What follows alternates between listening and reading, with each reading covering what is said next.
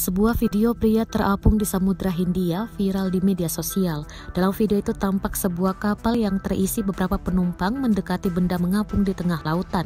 Semakin mendekat, semakin terlihat benda itu ternyata sesosok manusia. Sesosok pria nyaris telanjang terombang-ambing oleh ombak samudra. Ia mencoba bertahan dan berenang dengan berpegangan pada sebilah bambu.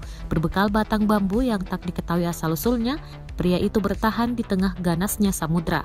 Hingga sebuah kapal mendekatinya, salah satu kru kapal melempar pelampung ke arah pria itu. Ia berhasil meraihnya.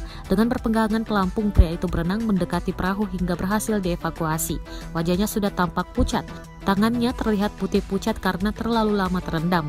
Tubuhnya tampak lemas saat berusaha menggapai kapal yang hendak menyelamatkannya. Sekretaris Desa Ayam Putih, Kecamatan Bulus Pesantren, Kebumen, Dwi Partono membenarkan kejadian itu. Ia mengatakan pria yang mengapung di lautan itu adalah Tega, warga Desa Ayam Putih.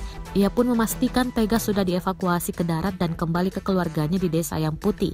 Usai terombang-ambing lama di tengah laut, kapal yang membawa Tega mendarat di Kabupaten Cilacap. Keluarganya kemudian menjemput pria itu untuk kembali ke Desa Ayam Putih, Kebumen.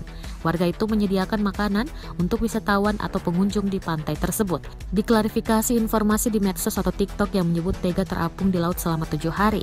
Yang benar menurut dia, Tega terapung di lautan kurang lebih 2 hari 2 malam, tepatnya sejak Rabu 3 November 2021 dan ditemukan pada Jumat siang 5 November 2021 kemudian. Tega diduga terseret arus saat menyeberangi muara pantai saat debit air meningkat. Selama itu, Tega bertahan tanpa makan dan hanya mengandalkan minum air laut.